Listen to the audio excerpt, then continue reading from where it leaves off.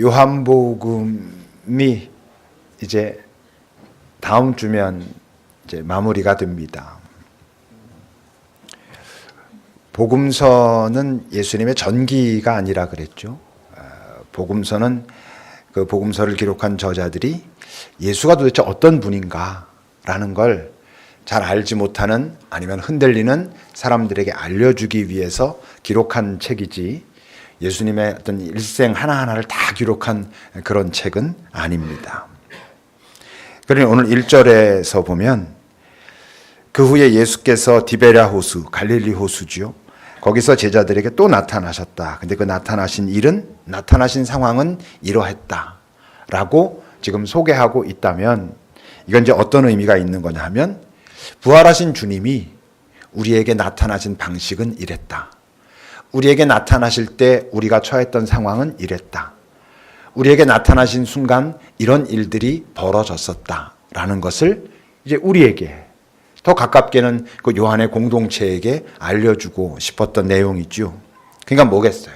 너희들도 혹시 이런 삶을, 이런 상황을, 이런 순간들을 살 수 있을 텐데 그럴 때면 정신도 똑바로 차리고 잘 살펴봐야 된다라는 말을 하고 싶은 것입니다. 그러면 오늘 사건을 경험할 때 어떤 상황이었는가? 앞에 이미 예수님이 2번 제자들에게 나타나셨습니다. 부활하신 첫날 저녁 때 아직 벌벌 떨고 있을 때 예수님이 나타나셔서 너희들에게 평강이 있을지어다 라고 말씀하시면서 한번 나타나셨고, 근데 그때 누가 없었죠?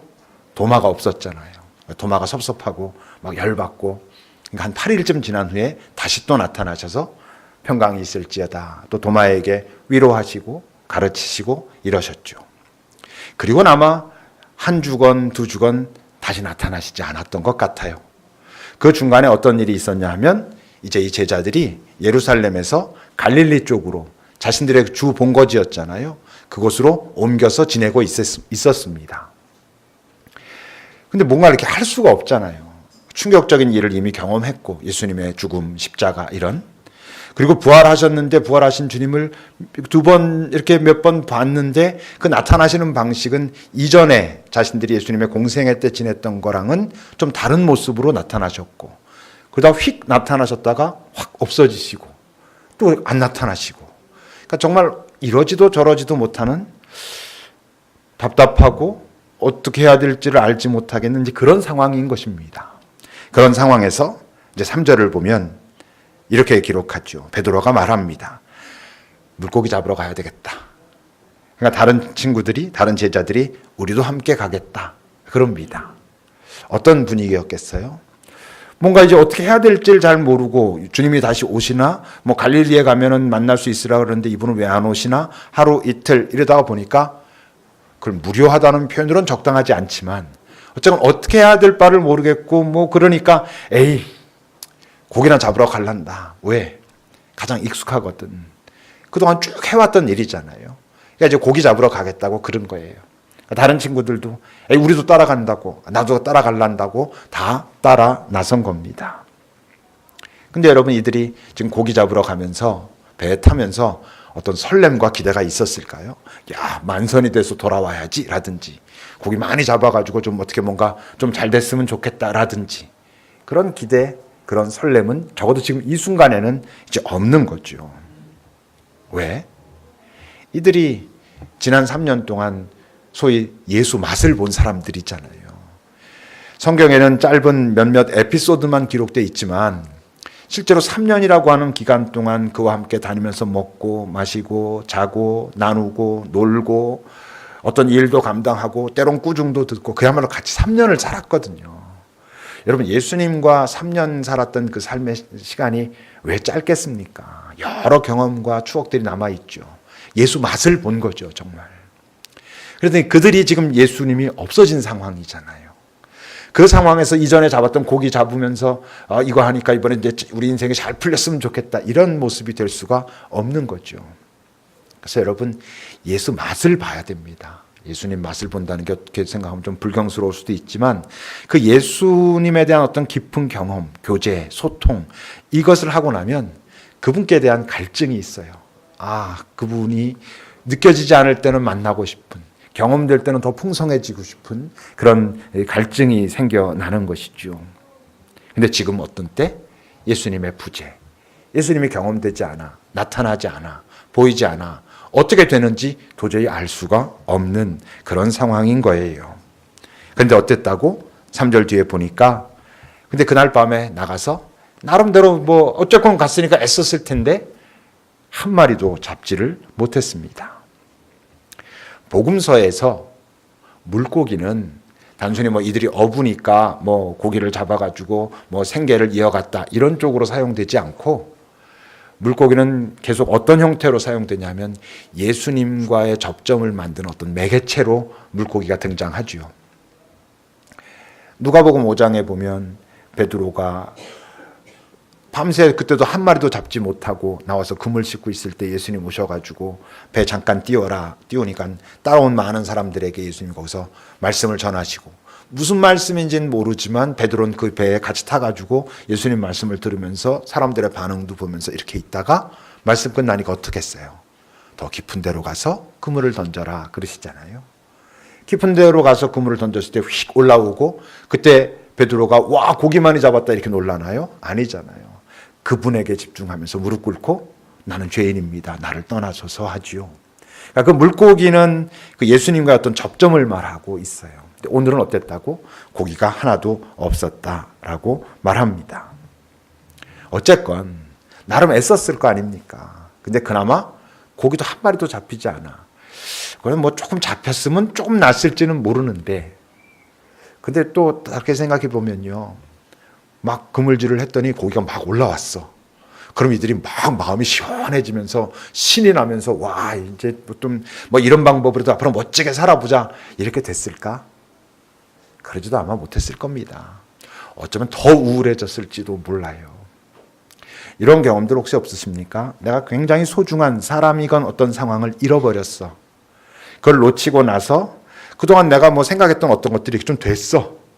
그랬을 때 확 기뻐지던가요? 그게 나를 위로하지 못한다는 걸 확 느끼잖아요. 오히려 뭐가 됐다는 이유 때문에 내가 잃어버린 사람이건 상황이 더 그리워지고 이런 경우들이 우리의 삶에 있지 않습니까? 그러니까 어떻게 보면 오늘 이 상황 속에서 실제적으로 이들이 고기를 잡았느냐 잡지 못했느냐는 그다지 중요한 문제가 아니에요. 어쨌건 흥이 나지 않는 거예요. 지금 예수의 부재 때문에 그런 것이죠. 오히려 여러분 고기 이렇게 좀 올라왔다고 막 신나가지고 기뻐가지고 와 우리 삶은 이제 정말 멋있어질 것 같아. 오늘 요 참 이 기운이 좋아. 뭐 이랬다면 그게 더 이상하지 않겠습니까? 영혼의 밤. 우리가 이제 영적인 용어로 영혼의 밤이라는 이야기를 합니다. 뭔가 내가 지금 살고 있는 삶의 현장이 정말 시들해. 뭐가 특별히 잘못되고 잘되고 이런 것과 관계없이 내 안에 뭔가 선한 에너지가 없어. 특히 예수를 하나님을 아는 사람들이 경험할 수 있는 그 어떤 것을 우리가 영혼의 밤이라고 합니다. 또 다른 말로는 영적 고독 이런 말로 하기도 하죠. 뭔가 내 존재 자체가 깊은 심연에 빠지는 듯한 어떤 내가 주님을 경험할 때 느꼈던 누렸던 어떤 설렘, 기쁨, 상황이 그다지 좋지 않음에도 불구하고 할 수 있어, 될 수 있어라고 하는 밝은 어떤 에너지가 전부 없어져 버린 것 같은 그런 상태. 하나님이 보이지 않고 주님이 나와 함께 계시지 않는 것 같은 그런 모습. 근데 영혼의 밤 자체가 나쁜 건 아니에요.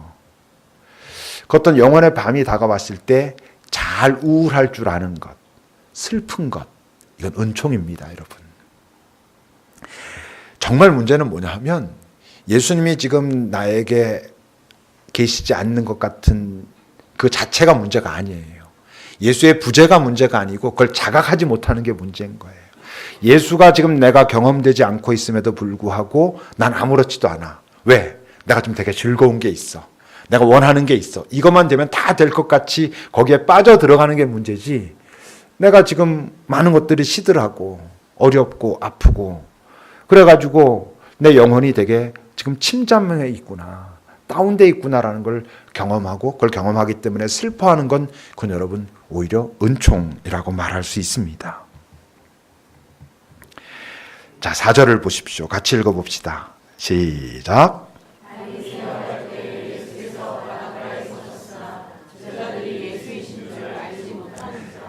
보세요.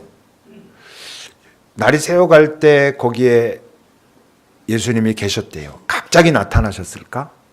그러지 않을 거 아니에요. 이 상황에서 예수님이 갑자기 나타나시다 안 나시다를 떠나가지고 우리의 삶으로 말하면 우리가 뭔가 낙심되고 힘들고 어렵고 아프고 마음이 되게 괴롭고 뭔가 수고하지만 열매가 없는 듯하고 이럴 때 주님은 안 계시겠어요? 안 계신 것처럼 우리가 느낄 수는 있지만 주님은 그 현장에 항상 계시잖아요. 그러니까 사실 예수 부재라고 우리가 말하지만 예수 부재는 팩트가 아니에요. 예수 부재는 정말 예수님이 없어서 그런 게 아니라 그냥 예수 부재라는 것은 내 상태를 나타내는 거예요. 내 상태가 지금 예수를 느끼지 못하는 거야. 내 안에 주님이 뭐 기분 좋으면 계셨다가 안 계시면 다시 없어졌다가 일어나요. 내가 예수를 믿는 한 그분은 내 안에 항상 계시는데 내 어떤 상태에 따라서 그게 나의 죄 때문일 수도 있고 또는 나의 어떤 깊은 우울함과 뭔가 실패감과 연약함과 열등감과 이런 것 때문일 수도 있고 어떤 상황들이 나로 하여금 예수를 경험하지 느끼지 못하게 하는 거지 실제적으로 예수님이 없어지는 건 아니거든요. 예수님은 항상 그 자리에 계셔요. 우리의 삶의 현장에 항상 계셔요. 근데 우리가 그걸 못 느끼고 있을 순간은 있을 수 있지요. 오늘 본문은 잘 보면 3절과 4절이 어떤 대비를 이루고 있냐 하면 그들이 고기를 잡으러 나갔는데 밤새 잡았지만 하나도 잡지 못했다라고 하는 밤. 4절은 날이 이제 새어갈 때에 예수님께서 바닷가에 계셨다라고 밤과 날이 새어가는 새벽이 다가오는 것을 이렇게 대비하고 있는 거죠. 밤이란 건 실제적인 어둠도 있지만 어떤 의미가 이 안에 있겠어요? 영혼의 밤, 영혼의 어둠, 평화가 없는 상태, 뭔가 불안하고 만족이 없고 어려운 그런 상태를 말하고 있는 거예요. 그러면 이제 날이 새어간다는 건 뭐겠어요? 어떤 말을 하고 싶은 거겠어요? 그 영혼의 어둠은, 영혼의 밤은 주께서 다가오시면 물러가기 시작한다. 주께서 다가오기 시작하시면 그 어둠은 점점 물러가고 새벽이 오기 시작한다라는 말을 하고 있는 것입니다. 물론 어때? 아직 밝은 건 아니죠. 우리의 영혼이 밝음을 경험하기 위해선 우리가 감당해야 할 게 있습니다. 그게 뭘까? 항상 우리 안에 계시다 했잖아요. 그 주님에 대해서 관심을 가져야 돼요. 그 주님을 찾아야 돼요. 근데 우리의 대부분의 문제는 뭐냐 하면 내가 영혼의 어둠이 됐을 때의 위험성은 뭐냐 하면 그 어둠이 왔다는 것을 자각하고 내 안에 틀림없이 계시는 그 주님이 경험되지 않는다는 안타까움을 가지고 그분 앞에 더 나아가서 주님, 내가 지금 당신이 경험되지 않기에 내 안에 끊임없는 불안과 두려움으로 가득 차 있습니다. 로 나가는 게 아니라 오히려 주님과 등을 돌리거나 주님이 싫어지거나 외면하거나 이렇게 되는 게 이제 실제로 문제인 것이죠. 그 4절에 보면 어땠다고? 바닷가에 예수님은 계셨지만 제자들이 아직 예수님인 줄 알지 못해. 알아보지 못하니까 아직도 이들은 여전히 어둠 속에 있는 것입니다. 가까이 오셨어도 그를 알아채지 못하면, 발견하고자 하지 않으면, 찾고자 하지 않으면 여전히 그의 영혼은 어둠 속에 있는 것이지요. 근데 이제 주님이 물으십니다. 5절을 보면 예수께서 이르시되 얘들아 너희에게 고기가 있느냐 이렇게 물으십니다. 예수님이 뭐 고기가 있는지 없는지 몰라서 물으셨겠어요? 아시죠? 이 말씀 속에는 다른 쪽으로 해석을 하면 이런 뜻이죠. 너희들 괜찮냐? 너희 좋아? 너희 마음에 만족이 있어? 평화가 있어? 이런 질문과 다 있어요. 그래서 말하지만 이 복음서의 고기는 그런 쪽과 관계가 있거든요. 너희에게 고기가 있느냐 하는 건 우리는 이렇게 들어봐야 돼요. 넌 요즘 네 삶이 꽤 괜찮아? 감사가 있고 만족이 있고 좋아? 네가 너여서 좋아? 요즘 네 삶의 자리는 너를 참 기쁘게 해? 설레게 해? 라고 물으시는 거지요. 그러니까 요한의 이런 이 복음서 기자들의 이런 질문들은 예수님이 이렇게 말씀하셨다라고 할 때는 그다음엔 어떤 이야기가 숨어져 있냐면 너 앞으로는 네가 너에게 스스로 이런 질문을 해라 이런 것도 다 있어요. 그러니까 너에게 고기가 있느냐라고 예수님께서 질문하셨다는 건 우리가 기억하고 우리 스스로가 이런 질문을 좀 해볼 필요가 있다는 거죠. 나에겐 고기가 있는가? 나는 요즘 감사가 있는가? 만족이 있는가?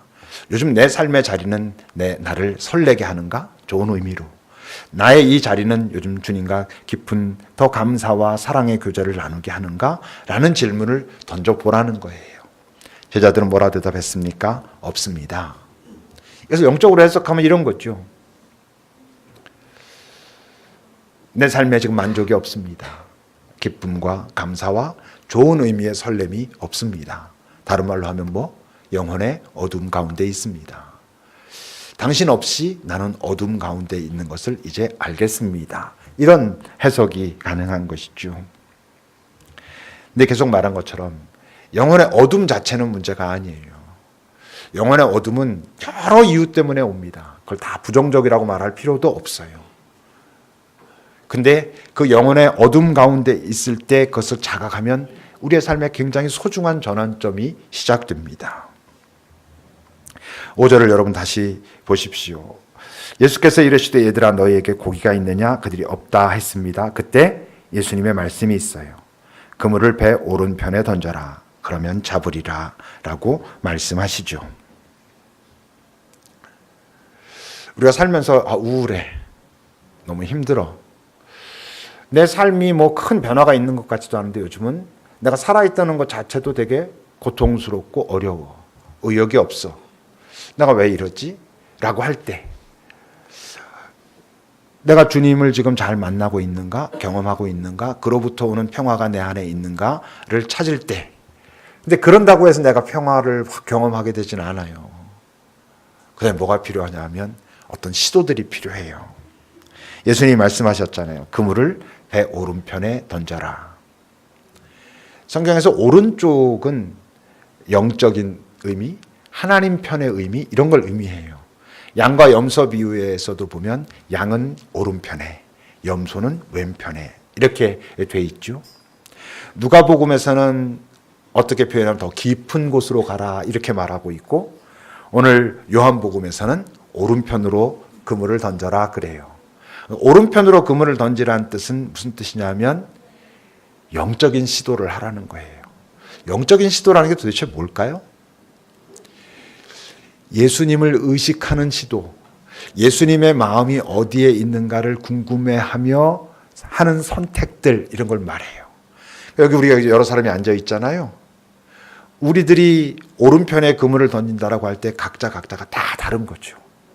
어떤 사람은 무언가를 포기하는 것이 지금 내 주님께서 내게 말씀하시는 오른편에 그물을 던지는 것이 될 수도 있고 어떤 사람은 뭔가에 대해서 더 깊이 올인하는 것이 오른편에 그물을 던지는 것이 될 수도 있고 어떤 사람은 회개를 하는 것이 오른편에 그물을 던지는 것일 수도 있고 어떤 사람은 좀 내려놓고 잘 쉬는 것이 오른편에 그물을 던지는 것일 수도 있고 그러니까 우리 각자가 오늘 지금 이 순간을 살아가는 우리들에게 주께서 오른편에 그물을 던져라라고 말씀하실 때 다 다른 거죠.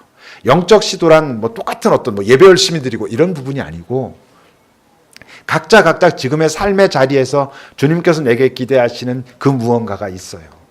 여러분도 생각해 보셔야 돼요.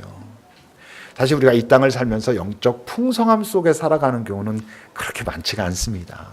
우리 대부분은 영적 갈증, 갈망, 때론 영적 어두움 속에 있을 경우들이 의외로 많이 있습니다. 하나님이 확 경험되고 하나님과 나와 함께 있다는 그 확신과 그 평화 때문에 내 상황과 관계없이 다윗의 표현을 빌면 내가 사망의 음침한 골짜기를 다닐지라도 여전히 평화로워라고 말할 수 있는 경우는 이 세상에 살면서 그렇게 쉽지가 않아요. 이 세상이 그렇게 우리를 두지를 않거든. 그러니까 여러분 그런 시도들 내가 지금 어떤 상태에 있는지 지금 내 현장에서 내가 던져야 될 오른편이란 과연 뭔지 이런 걸 의식하고 살 때에만 그 평화 속으로 우리가 들어갈 수 있는 것이죠. 그런데 이렇게 들어가 보면 그걸 경험 나중에 하고 나면 지금 내가 살고 있는 시간이 다 의미 없는 것 같고 이건 힘들기만 한 것 같고 이랬던 시간들도 다 소중한 거죠. 주님이 계셨다는 것도 나중에 보니까 알겠고 그리고 그 아픔이었지만 그 아픔이 지금 내게 굉장히 선한 에너지로 변하고 있다는 것도 알게 되고 그러니까 삶에 주님과 함께 있는 시간이 깊어지고 그와 함께 있는 시간이 풍성하면 지난 내 삶은 그래서 모든 게 은혜다 이런 말들이 가능하게 되는 것입니다. 자, 그물을 던졌더니 어떻게 됐다고? 물고기가 많이 올라왔어요. 사인, 표적이죠. 물고기가 올라왔을 때 이 제자들이 지금 물고기에 집중하고 있지 않잖아요. 물고기가 올라왔을 때 먼저 요한이 말한 거예요. 7절을 보면 사랑하는 그 제자가 베드로에게 주님이시다 알아봐요. 뭐 제자들 중에서 요한만 그랬겠습니까?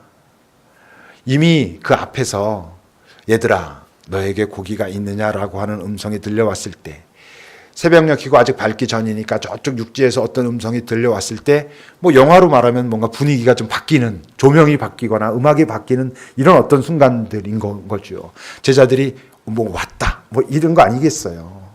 경험했었으니까. 특히 베드로 같은 경우는 그 바닷가에서의 그 경험이 있잖아요. 깊은 데 가서 던졌을 때 있었던 그런 경험이 있으니까 그 경험이 이 사람들을 이제 움직이는데 요한이 먼저 말한 거예요. 주님이다 라고 확실하게 말했죠. 그때 베드로가 어떻게 했다고? 7절 뒷부분을 보니까 베드로가 벗고 있다가 주님이라 하는 말을 듣고 겉옷을 두른 후에 바다로 뛰어듭니다. 헤엄쳐서 이제 마음이 급한 거죠. 빨리 예수님께로 이제 가고 싶은 거예요. 요한복음을 연구하는 사람들은 이제 그런 얘기를 합니다. 정말 건강한 영적으로 성숙한 사람의 모습은 요한과 베드로가 잘 어우러진 모습이다. 요한이 갖고 있는 어떤 영적인 인사이트 그런 것하고 베드로는 이제 엄청 실행, 시도 막 적극적 이러잖아요. 이게 잘 어우러진 사람이 영적으로 성숙한 사람이다 이렇게 말하죠. 베드로도 많이 성장한 겁니다, 여러분. 옛날 같았으면 어땠을 것 같아요? 주님이시거든 나로 하여금 우리를 걸어오라 하소서 뭐 이랬을지도 모르는데 그러지 않고 뭐 옷 벗고 막 열심히 했었던 것 같아요. 나름대로는 자기는 예의를 갖추고 싶은 거겠죠. 그러니까 겉옷도 두르고 그리고 뛰어들어서 헤엄쳐서 자기가 할 수 있는 방법으로 열심히 예수님께로 이제 다가갑니다. 그랬을 때 어땠다고? 9절을 같이 읽어보겠습니다. 함께 읽어봅시다. 9절 시작.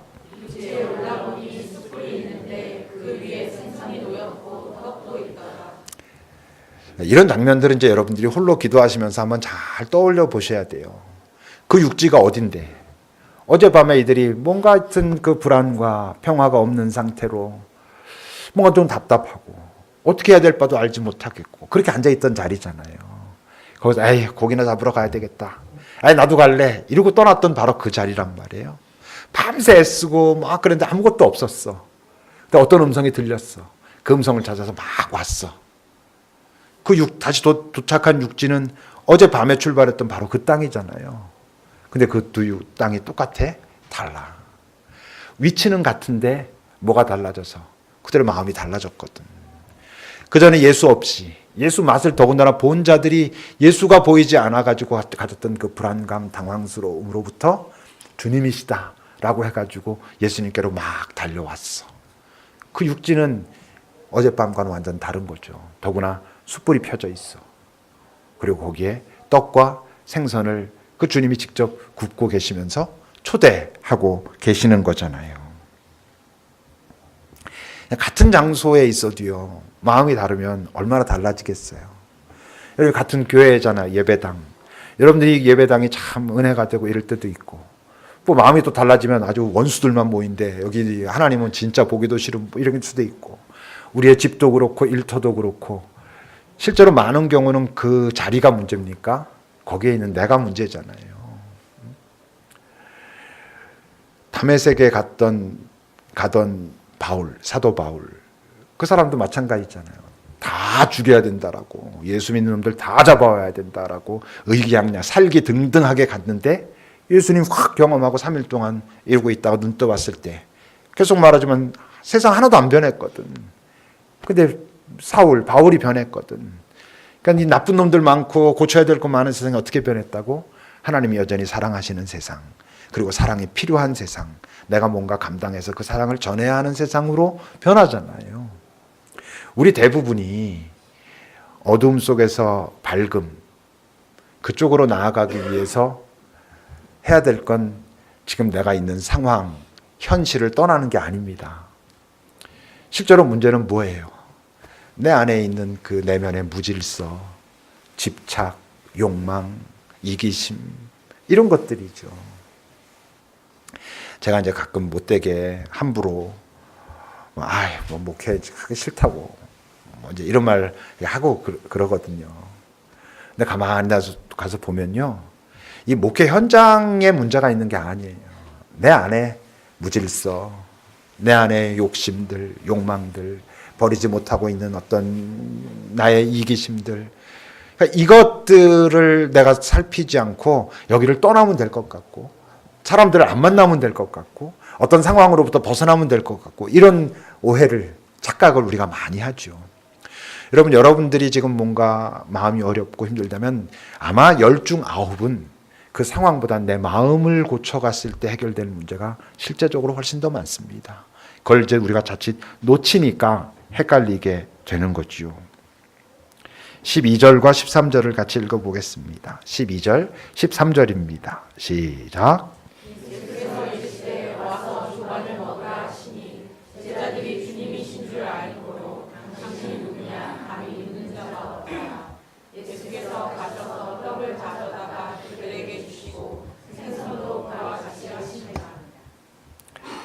이 장면도 여러분 개인적으로 꼭 한번 다시 기도해 보셔야 되는 그런 장면이지요.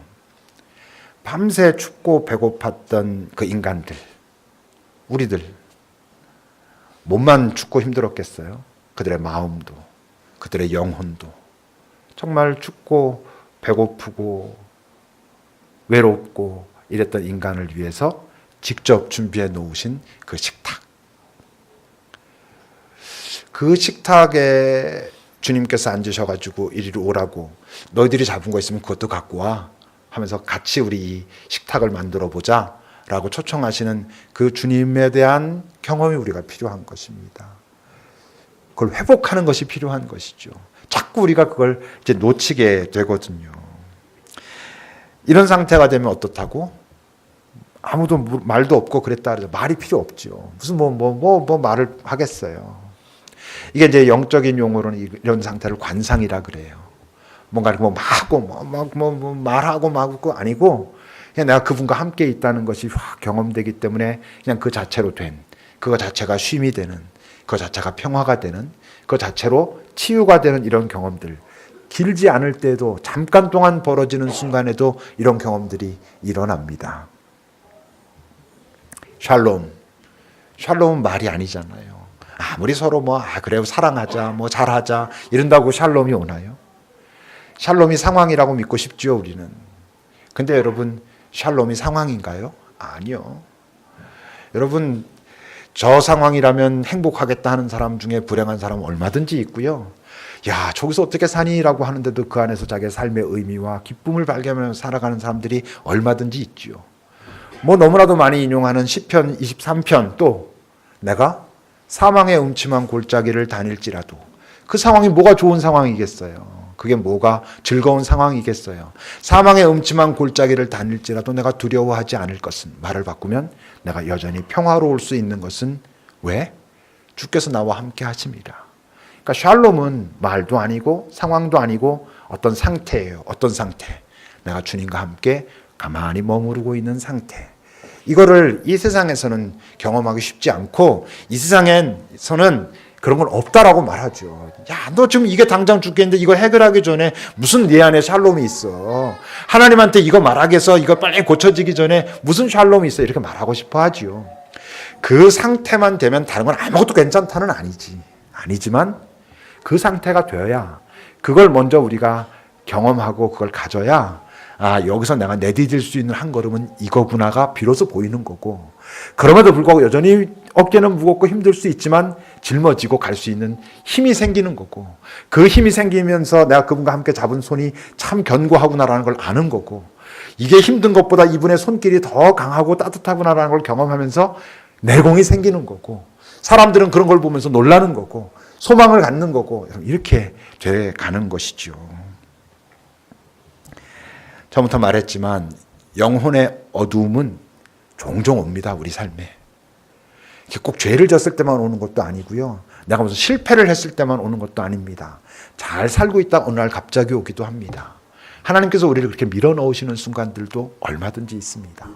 말했죠? 영혼의 어두움은 나쁜 것도 아닙니다. 문제는 그 영혼의 어두움이라는 것을 자각하는 것, 자각하고 새벽을 향한 갈망을 갖는 것. 다시 말하면 주님과 다시 잘 소통이, 그분에 대한 경험이, 그분에 대한 그 맛이 내 안에 다시 생겨나기를 원하는 마음을 가질 수 있다면 영혼의 어둠을 통해서 우리는 더 잘 성장한다니까요. 그 어둠을 겪은 자들이 이 세상을 보면 긍휼이 훨씬 더 깊어지게 돼 있어요. 왜? 많은 사람들이 힘들고 아픔 속에 살거든. 그러면서 아닌 척하면서 살거든. 내가 힘들고 아픈데 힘들고 아픈 티까지 내면 이젠 사람들이 날 무시할 것 같은 두려움들이 이 세상엔 얼마든지 있으니까. 근데 여러분, 영혼의 어둠을 통과하면서 거기서 외롭고 아픈 그 경험 속에서 주를 찾고 주의 음성을 듣고자 하고 그런 경험을 통과해서 다시 영혼의 밝음을 경험하는 그런 경험들을 통해 성숙한 사람들은 이 세상에 대한 긍휼이 있어요. 사람들을 함부로 판단하지 않아요. 아픔이 있어요. 이 사람이 지금 이 자리에서 이렇게 말하고 있을 때 이 속에 이런 아픔이 있겠구나가 점점 보이기 시작하는 것이죠. 이 세상 그런 사람이 필요하잖아요. 내가 다 말하지 않아도 그냥 나를 알고 나를 이해해주고 때론 기다려주고 그런 사람들이 필요하죠. 우리가 다 부족하고 나도 뭐 그것 못해서 많이 고민도 많고 막 이렇지만 그게 결국 이런 어둠의 영혼의 어둠의 시간들을 잘 통과한 사람들이 경험하게 되는 것이죠. 새벽은 언제 시작된다고? 그 어둠 저편에서 어떤 음성을 들으면. 여러분 다시 5절을 보십시오. 그 어둠 속에서 뭔가 할 수 없어가지고 그냥 익숙하던 이거라도 하자라고 하는데 그것조차도 제대로 안 돼가지고 그야말로 절망하고 좌절하고 있는 그 바로 어둠 속에 저쪽에서 얘들아 라고 부르는 소리가 있어요. 파이디온, 헬라어로 성경 다른 곳에서는 많이 예수님께서 아이를 무릎 위에 앉히고 그를 위하여 기도하셨다라고 할 때 아이라고 하는 단어가 바로 이 단어예요. 얘들아 라고. 어떤 성경은 그래서 children이라고 번역해 놓은 영어 성경도 있고 NIV 성경 같은 경우는 friends라고 되어 있어요. 그러니까 다른 말로 하면 친구야 이렇게 부르는 거예요. 아이야 이렇게 부르기도 하시고 친구야 이렇게 부르기도 하시면서 너 요즘 괜찮아? 너 요즘 힘들잖아. 뭐 이런 거예요. 그 음성을 들으면 그분이 내 문제를 해결해서가 아니라 그분이 내 이런 걸 아시는구나를 알면 그러면 시작되는 거예요. 밝음이. 그러면 살 수 있어요. 기도합시다.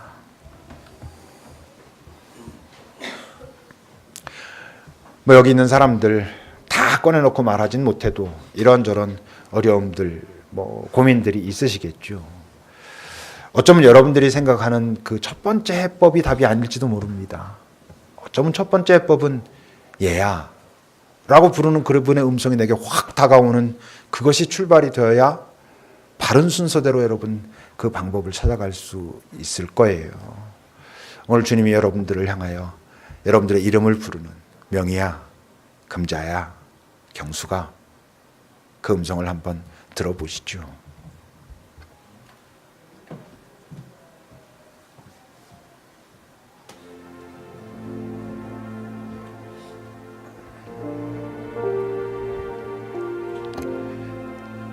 하나님, 세상은 자꾸 우리 인생의 문제를 상황 때문이라고 합니다. 그래서 빨리 상황 해결해야 된다고. 그러다 보니 인생 내내 상황만 해결하면 또 다른 거 오고 또 다른 거 오고 맨 상황에 치이고 그러다가 우리 존재 자체는 피폐해져 가고 원망과 탄식과 외로움과 두려움만 쌓여가는 인생이 되어버리는 그런 어리석음을 우리가 얼마나 범하며 살아왔고 또 살아가는지요. 내 존재가 주께서 허락하시는 그 평화, 주님께서 나의 이 상황과 삶을 아시고 내 이름을 부르신다는 것을 경험하기 때문에 상황이 결코 만만치 않지만 주와 함께 걸어감으로 그래도 갈 수 있겠구나라고 하는 그 안도감이 있어야 그 삶이 평화로워진다는 것을 우리가 좀 살아내게 하옵소서. 세상에 보여주게 하옵소서. 여전히 세상에 나가면 똑같은 방식으로 그것이 첫 번째가 되지 않도록 예수가 첫 번째, 예수의 평화가 첫 번째, 그리고 그 삶에서 지혜롭게 대처가는 게 두 번째 되도록 주와 함께 그 길 걸어가도록 우리를 이끄소서. 쉽지 않은 삶의 여정, 주와 함께 걸어감으로 갈만한 세상으로 살아가는 주님의 자녀로 이 땅을 살게 하옵소서. 예수님의 이름으로 기도합니다. 아멘.